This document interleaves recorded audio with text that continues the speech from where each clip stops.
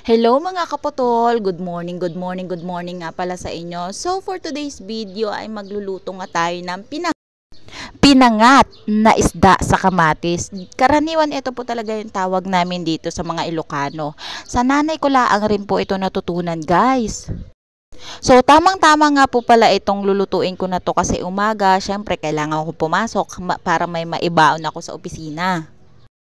Office girl yan. Dahil nga usong-uso po talaga ngayon ang ubo at sipon, ay dinamihan ko na rin po talaga ito ng luya sa pagluluto. Anong connection yun sa pangat girl?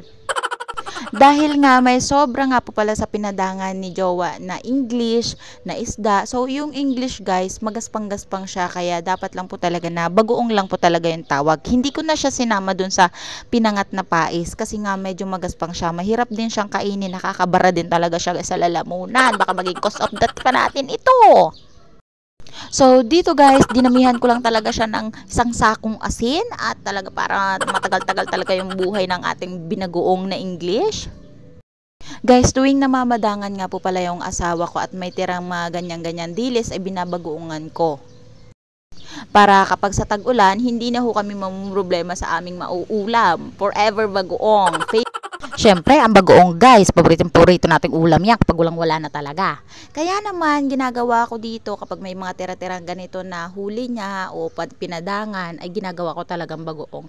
Para naman sa kalaunan at sa tag-ulan ay hindi kami mamroblema. So, tada! Eto na nga guys at kumukulo na nga ho pala yung ating pinangat sa kamatis.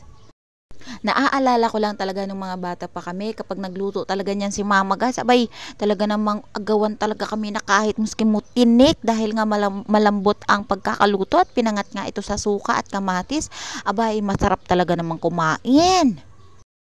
Naaalala ko rin guys, na nabubuhay pa yung tatay ko ay talaga namang favorite niya din talaga yung bagoong na English. Kaya tuwing may padangan sa tambungon o sa mga dagat-dagat dyan sa tabi-tabi ay talaga namamadangan siya at nag-iipon din talaga siya ng tumbler na bagoong.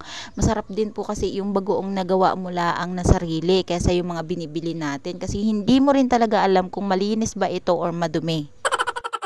Judgmental yarn? Aminin man natin sa hindi, madumi man yan at malinis, at least ang mahalaga tayo ang gumawa, 'di ba? So dahil nga masarap-sarap na naman ang ating kain sa umagahan at papasok pa nga ako guys, ay tara, tsibugan na tayo. Ano pang iniintay natin at magpakabusog na tayo dahil sa pinangat na isda na paksiw sa kamatis. Yuhu! Kung napadaan po ang aking video sa inyong Facebook Reels, ay huwag nyo kalimutan i-follow.